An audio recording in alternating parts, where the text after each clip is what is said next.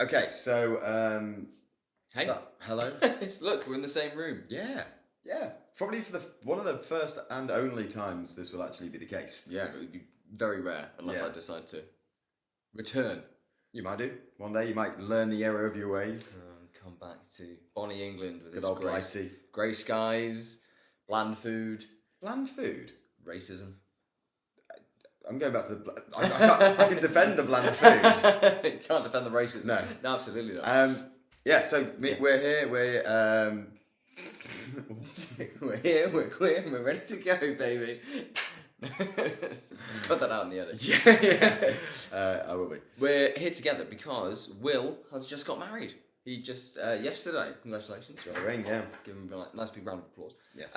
And for the occasion, I flew back from Japan, which is where I usually live, to be a part of the wedding, part of the experience, and also to have a bit of a holiday back and see my family. Yeah. He wasn't invited. He just turned up on. I just rocked up on the door on the day and just kind of went for it.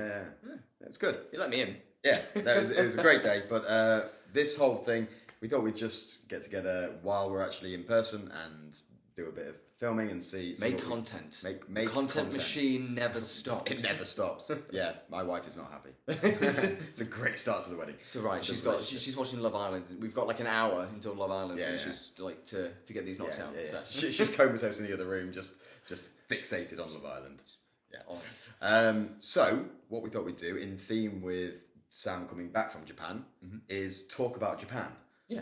Yeah. So some hands-on experience of what it's like there. Yeah, exactly. So we're just going to talk about some real on-the-ground experiences from Sam, talk about some of the misconceptions that people might have about Japan, and just generally chat.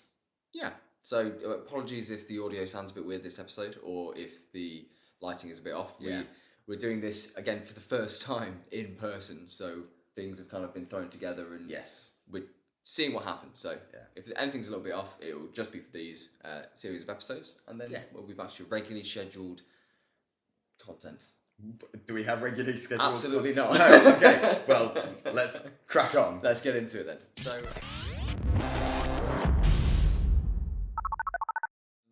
What do you want to ask first? Where do you want to start? Okay, so my first thing is to talk about that I want us to talk about is general misconceptions about Japan and what people's opinions are of Japan. What do people think? You say Japan. What does your average person on the streets of London, England, your UK citizen, what do they think when they think of Japan?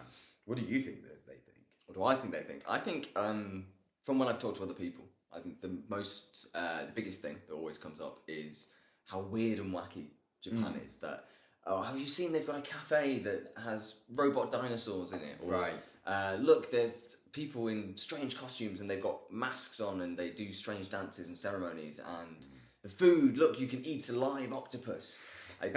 Can you eat a live octopus? Some places, yeah. It's not quite alive. It's more that it's not dead. So. Well, it's been killed fairly recently, so it's got like muscles that keep twitching. Okay. But so I think it's that weird and wackiness is probably the biggest one that comes across. Yeah. And then after that, it's usually how modern everything is and how all the cities look like these places out of Blade Runner, really futuristic and the trains, they levitate and they fly across the rails. They don't even touch the ground and. Yeah, very futuristic. Yeah, that is futuristic. Yeah. So, your first time in Japan wasn't when you moved there, obviously. No, I went on holiday there in 2019. Have you only been there once before you moved there? Only once, yeah. I went there for 2 weeks with my friend. We backpacked from Tokyo to Hiroshima and back again. So, did you go into that quite open-minded? Did you know a lot about Japan already? Like, we know that you love the culture and you've sort of always been fascinated with it.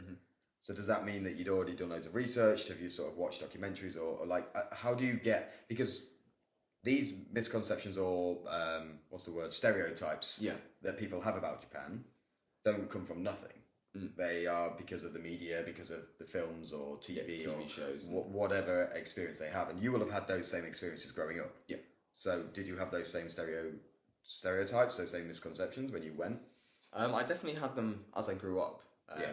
They like you'd see the episode, say like The Simpsons, where they go to Japan and it's all about the TV shows that cause seizures. Oh yes, the robot that. Well, mecha anime, isn't it? Mecha anime all over, Yeah. And then there's all the Godzilla stomping around in the background and all this other stuff. And so wait, there isn't a Godzilla stomping around throughout Japan. If I told you, I'd have to kill you. Okay. A defender of the people. We need to preserve his identity. Yeah. For general population, I think most of the exposure to Japan comes from knowing about the electronics that get shipped over, because they're a big exporter of electronic gear and cars, especially.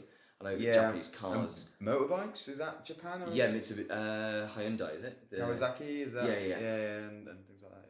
Yeah. So a lot of it comes from those aspects of those companies, those products that come out.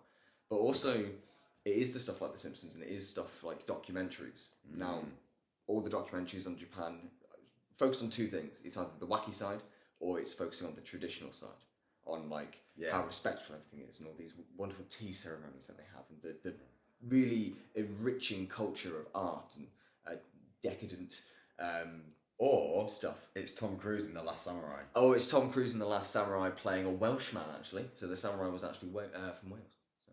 Well, there you go. But it was in Japan, right? It was in Japan, yes, and he learns a bit of Japanese. It's really funny hearing him speak Japanese. I love that film, though. It's so good. Do you actually like it? Yeah. Okay. You know what? This is the thing, though. Like, you don't know what's stereotypical and just done for cliche, and it's like, oh, that's not really. It was never really like that. That's very just, I don't know, mythological or whatever, and versus what actual historical Japan was like, and things like that. And I'm not saying that film needs to be factual, and I'm not saying that it needs to be, but those are the kind of pieces of media that I grew up watching, that I'm sort of like, and that's where you get the stereotypes. That's where you get stereotypes. That's where you get your sense of Japan. And that film, I think, does a really good job of actually showing off what it was like at the time. Obviously, it's a bit, look, the big strong white man comes to save the day. Oh yeah, there is that. It is very critical of the Japanese concept of respect and honor, especially, because he sees a soldier right at the start kill himself because he's failed in the battle. Yeah. And the film is very critical of that style of thinking, whereas it's such an ingrained part of the Japanese psyche. That often gets explored as well in the documentaries and stuff. But those films, usually, that's probably an outlier in terms of it being quite accurate. All right. A lot of other films, if a Japanese person or Japanese culture is used, it's usually used for the rule of cool. So somebody pulls out a katana for some reason and just starts going mental. Yeah. The Japanese guy arrives and he's trained in 50 forms of martial arts. Okay, yeah. That's what he's going to do for the just whole film. He's just the martial artist. Yeah. Yeah. It's not going to be any kind of deep cut into it. And that helps to build those stereotypes. What was Enter the Dragon and all the Bruce Lee stuff? Is that Japan or is that Korean? I think it's Chinese. Chinese? I think because I think he was based in Hong Kong. Yeah. I don't know. I did watch them growing up. I did watch some of those growing up, and I really enjoyed them. But anyway, that's nothing to do with this. Okay, talk about then the formality and the respect and that side of things. Okay. So you moved to Japan. Yes. There is, I think, I think that's unusual that you've latched onto that for me, because I don't. I guess you do see that a lot to a certain extent, especially towards elders. Yes. And you've mentioned this before, that in particular with elders in Japan, that seems to be it's just they're the top of the pecking order. Yeah, and age equals respect a lot of the time. Yeah, that's so weird. Very strange. I was chatting to somebody yesterday actually who's a mechanic. Yes. And they were saying how if the elderly boss, who isn't really very good, tells them to screw something on the wrong way, all the young guys will do it their way until he comes and corrects them, even if they know that it's the wrong way, because the elder mechanic told them to do it that way. So when you say their way, the elders' way. The elders' way. Yeah. So they'll do it the elders' way. So they'll do it wrong. Yeah, because that's what they were told to do. Yeah, you follow the instructions of the person who. Right. So, I mean, there's a big glaring issue with that, in that it doesn't rely on competence, it doesn't rely on skill, it just relies on age. Yeah. So how does that work in terms of successful businesses, entrepreneurs, people who, well, not necessarily entrepreneurs, that's because they form their own sort of path and things. But if you're working for a company, business, is it just the case that young people never get, you only get the senior positions based on age? It's not quite that. Talent does come through, and so the people who are in those high positions of power often are skilled at what they do. Okay. It's just that when they were at their peak, that might have been 20 years ago. And so they're still there. They're still there. They're and they're still operating in the same way that they did 20 years ago, because that's what worked. That's what got them where they needed to be. Yeah. And if it ain't broke, don't fix it. But that doesn't translate very well into kind of the... Pardon me. That doesn't always translate so well into an ever-evolving market. So you see, with the technological industries, often the staff there, again, an outlier, which is that the young guys will come up, and those who are making the big decisions at the top will be able to roll with the punches of the times and be able to adapt. Yeah. Bit more forward thinking. Yeah. Yeah. But it's still dug in there that this elderly way of thinking, the people who rose up earlier hang around for as long as they can. So back in, I can't remember if it was the 70s or 80s, but the top earning companies in the entire world, 8 out of 10 of those were Japanese. Nowadays, only like 40 years later, we're seeing that in those top 10, there's maybe only 1 or 2 Japanese companies. Okay. It's now the younger American companies that are rolling their staff over and... Yeah, okay, I mean, that's a very key statistic. Is it that accurate, really? When you think, I mean, the top 10 companies in the world, yeah. How many did you say before? It was 8 out of 10. Yeah, I mean, that is a huge percentage. But, like, are we saying that they've dropped off completely apart from these 1 or 2, or are they now just in the top 20 rather than the top 10? I couldn't tell you how far they've fallen. Okay. But it's the fact that they had a dominance. Yeah. And I mean, 8 out of 10 is kind of a landslide, isn't it? It's Absolutely. sort of like we've got the majority of these top positions. And that also presumes, I guess, they will have plenty in the top 20, 30, and 100 that just continue to dominate. Yeah, but it's that idea that as those people who were successful back in the 80s just kept going the same way. Yeah, and haven't evolved. And that's why they're falling back. And now these younger companies that are more able to read the room and change how they do things. Yeah, I mean, I guess you see it sometimes with big companies, and it's that concept of you worked hard to get where you are, so then you sort of either what's the expression? Sit back on your laurels. Yeah, rest on your laurels. Rest on your laurels, and do what you know works. And if instead of driving, keep them pushing. Yeah, but and again, it also comes down to competition. You know, America is I feel very highly competitive in industries, in everything. So they're always sort of, you know, it's not necessarily a good thing in a lot of ways, because you know, there's a lot of corporate espionage and all this sort of underhand stuff. A lot of monopolies happening. And but the competition is there to keep people driving forward, and it's enough within its own country to do that. I guess the comparison to Japan is, if they dominated for this long and they don't feel the competition internally. Yeah, definitely. Because the respect for the elders, because the competition is coming from overseas and they're not having that necessarily. Yeah. And because they export a lot of the stuff, it's like, they can be as successful as they want overseas, as long as we're making money selling our stuff to them. Yeah. Well, that kind of ties into the other misconception that a lot of people, that we talked about at the start, that futuristic misconception. Okay, yeah, let's talk about that. Because a lot of people look at Japan and you see those companies who are putting out the fancy tech and the big flash cars and whatnot, and then you expect that to be everywhere. Every car should be amazing. Every road that you cross should have like a LED touchscreen button to like make the light turn green. Yeah. But in reality, most companies still use fax machines to send messages to one another, and to like for official documents, like you can't get certain things without filling in a form, faxing it, having a guy sign it, filling out another form. I mean, fax machines are basically before our time.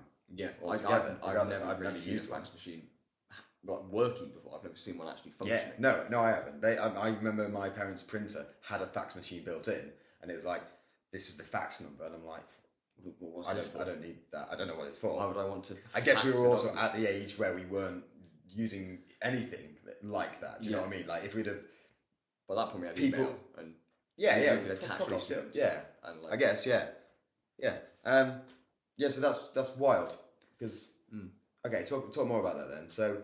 Okay, so with are there places in Japan that are futuristic and have really advanced sort of what we think of when we think of futuristic cities and that sort of thing? Yeah, absolutely. Like you go into Tokyo, and often, especially around the center, like the Shibuya area or around the government buildings, it definitely is decidedly more high tech because it's trying to appeal to. So, what do you mean high tech? Because I can picture a futuristic sci-fi city, but. I always assumed Tokyo was no different to sort of New York in just modern, but not. Kind of metropolitan. I guess when I say high tech is maybe not the right word, but it's very, I guess, aesthetically futury. Okay. Like the city is built specifically to be visually appealing, whilst also practical to get around. Oh. So Japan's a very walkable country. Okay. You can kind of get anywhere, so you can walk from A to B, and the public transport system, I guess, is in terms of technical level is the most impressive thing. Like you can hop a train anywhere. They run on time every 5 to 7 minutes. Yeah. Almost never late. Yeah, they do here too. I didn't have troubles getting on trains immediately after I landed. I know, that's just so ironic. I was like, oh, come on. It's just like, okay, I'm back in the UK. What's the first thing that happens? Delays to the trains. The police come onto the train to escort people off. To get drunk hooligans off the train. Getting rid of them. Whereas it would be shocking to see that in Japan. Yeah. It would be news worthy if like police had to break onto a train and take anybody off. It would be like unheard of. That's basically. And why is that? Is there just?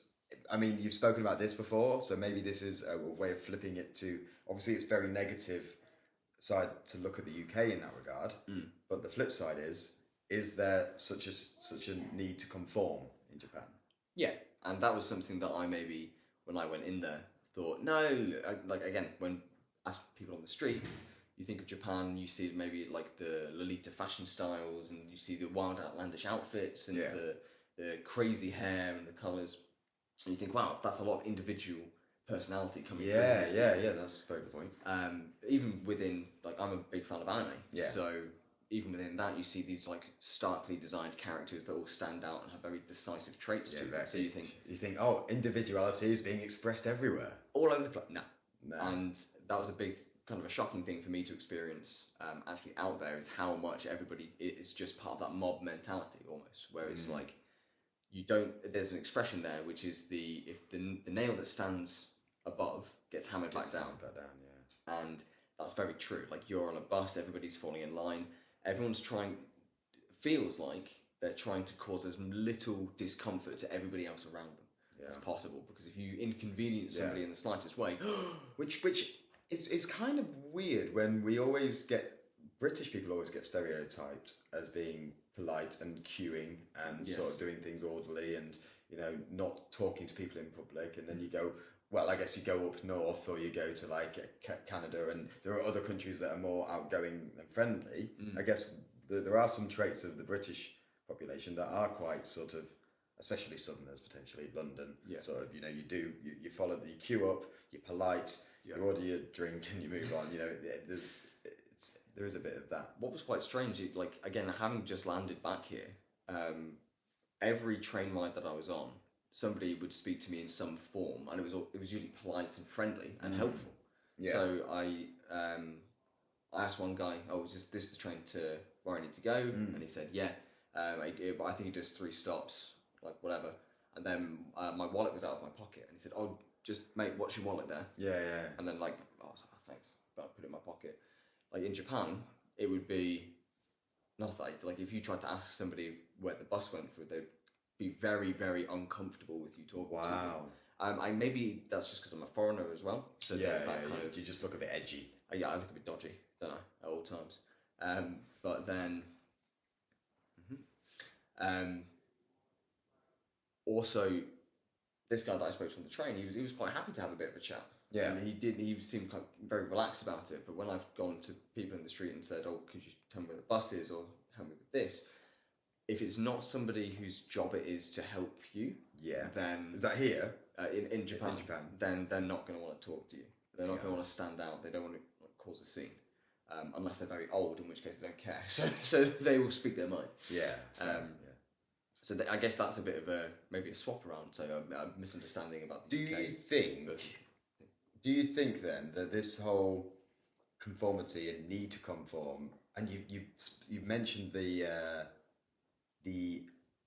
smiling thing before, the expressions, the way they the very large expressions. And when it's like to celebrate, there's lots of clapping and cheering, and then if they're like in pain or if they're angry, it's one very big burst, and then it's cut off. Yeah. Almost to be like, get everything out in that as short amount of time as possible. This is what I'm feeling, and then reset.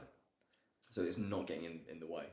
Do you think then that this is where the culture has these two sides, is because of the need to express and the need to seek that individuality elsewhere? This is why the cosplaying and the anime community and anime in general and all of the quirky sides of Japan come out, because it's just springing out, and people need these outlets, these ways of expressing themselves. I think that's why the wackiness comes out so much. Yeah. It's like, it's exactly what you said. They have to keep it in for so long, and then when they finally find something that they can channel it into, they go all out with it, and they put 100% of themselves into that hobby. Yeah. And a lot of these stories, if you see interviews with them, is that, "Oh, why did you decide to become the greatest green-haired Russian doll-looking cosplayer?" Okay. Sure, I know it well. Very popular person. They tend to start with the story of, "Oh, well, I was tired of just like the mundanity of my 9 to 5, or I was tired of being the same as everybody else at school." The stories, at least from my personal experience, don't really go, "Oh, I always knew I wanted to be the green-haired Russian doll cosplayer." Right. It's always they get to a point, and then they discover the hobby, and then they go on. It's never been something. So it's almost like they latch on. It's like I've gone this long. I'm getting to a point where I can't keep going, and then something comes into their life where it's like, this is cool, and they throw themselves at it. It's like, right, this is me now. This is my identity. This is everything. Yeah, and I think that comes from the work culture of Japan, and I think that's why when they find something alternate that they can do, the almost the cultural and social training that they go through at school in order to become this cog in a corporate machine to just churn out as many workers as possible. Yeah. That drive to just go gets put into the outlandish hobbies. Do you think that happens more in Japan than it does in the UK? Because we've always been criticised as having quite an archaic education system and quite a what's that? Not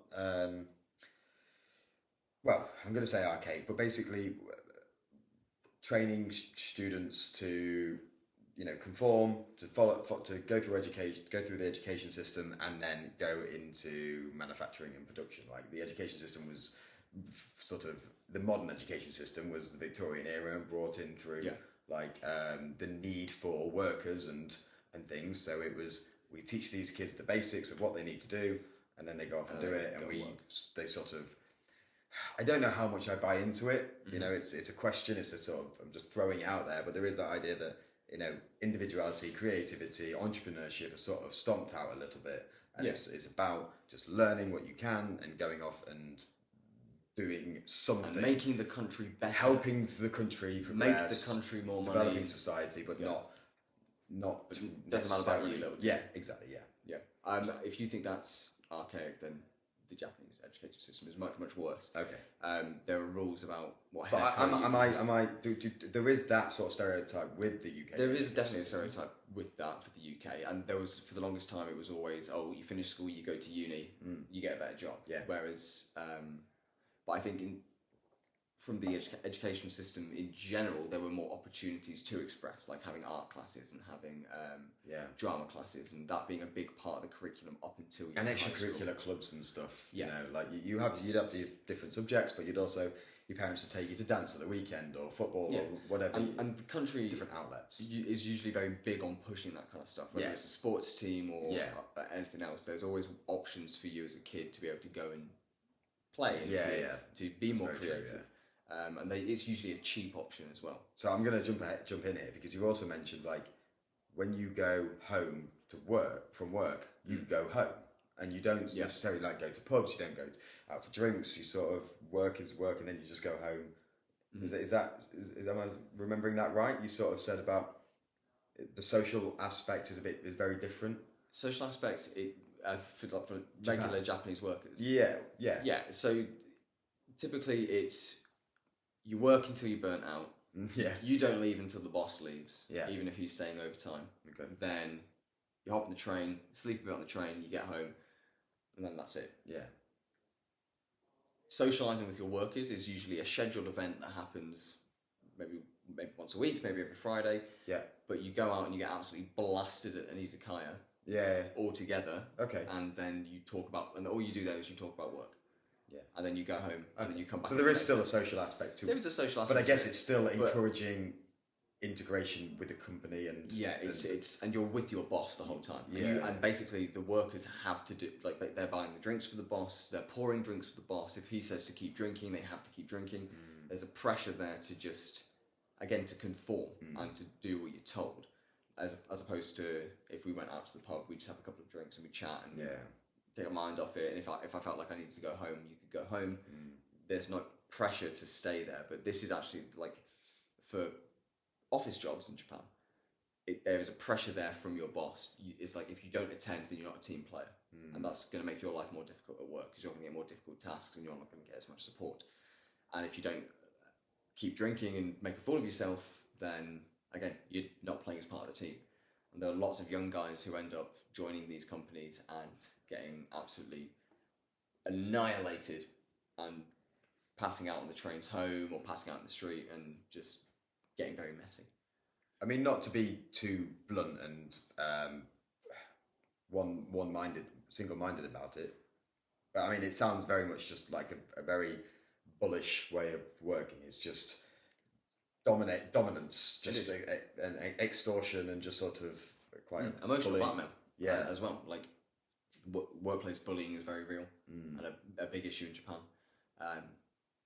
and unfortunately, in a bit of a somber link, that's why the country has one of the highest suicide rates in the world. Yeah, and that's a statistic. You know, that's you can't deny that it is there, and it's unfortunate, it's upsetting, but that's the reality of it. Is that because the society is built in a way to not let you express yourself and to not be creative or to just conform and be this cog and to just work for the sake of those above you and those older than you. For some people, it is hard for them to find a reason to want to do that every day. And luckily, lots of people find outlets. They find their cosplay, they find their model building clubs, they find a sports team that they really want to join. And I guess on the flip side, that is why Japan is such an individual and sort of unique place, because it's got all of these different outlets and stuff. But it comes from a bit of a harrowing place. Yeah. I think if you picked any country apart, you would find that a lot of good things would come from the need to bad things. That's fair. But in this example, it's just a bit clearer, and it's still you there. Track it. Pretty. Like we can call the English education system quite archaic, but we can now look at that and say, well, there's ways for people to go and do apprenticeships and things. And it gives them a base level of skill that they can then go and do what they want to. And it's changing. Whereas looking over to Japan, there's very little change, and any revolutionary changes are not. Okay, so to wrap up this episode, I just want to ask you how much of what we talked about today is stereotypical. So we've spoken about a lot about how much pressure people are under in Japan, how work is, really high pressured, always looking. Is that consistent across Japan? Is that in some ways a stereotype? A sort of would anyone listening or watching this think, well, actually, that's not the case here, or that's not the case in this sort of industry, or in this place, or in this sort of walk of life? How do you think that's just like, no, this is how it is, this is their culture, this is their way of life, and there may be very tiny pockets, but generally that's what it is? What do you think people? I'd say the majority of people, I think, would agree that that is kind of how it is on the ground floor. Coming in as a foreigner, at least, and that's what you notice the most. Like, you see especially comparing it to what you know. Exactly. In terms of conforming and not causing an issue and being polite and respectful, yeah, you see that even just on documentaries and stuff. You can see just from like sped up views of Tokyo Station just how consistent all the lines are and the way that everything runs like clockwork. So I'd say that is a day-to-day thing. I would say the wackiness, like we talked about how it came from hobbies, I'd say maybe some of that is stereotypical because it is such a small part of it. A lot of Japan is very focused on the traditional values, and again, because of it all comes back to the conformity. Yeah. But because of that, it's like those rare outliers are not really that frequent. And so when you're making a documentary in Japan, you want it to be interesting. Of course, you're going to go for the bizarre stuff. Yeah, so I'd say that tends to be more. It's a what's the word? It's a novelty. And yeah, but it's a unrealistic representation. It's an exaggerated representation of what Japan's really like. Exactly, and that's what builds those stereotypes that we all think about when we think of the country. Well, okay, I think like that's a really nice end. I think those things, the outlandish stuff, the wackiness of Japan, is something we should talk about next time. And I think we should leave that there, because that was a really nice sort of, we delved really into like the work ethic and conformity and things like that. So there's definitely more to talk about. Yes, certainly. Well, we'll talk about that next time, I guess. Yeah. So thanks for listening. Thanks for listening, and thanks for watching. Yeah. Sure. Watching. Listening, watching. Look, we're here. However you're consuming. And if you enjoyed it, watch the next one. It'll be up soon, or it's already up. And we'll see you soon. See ya. Bye.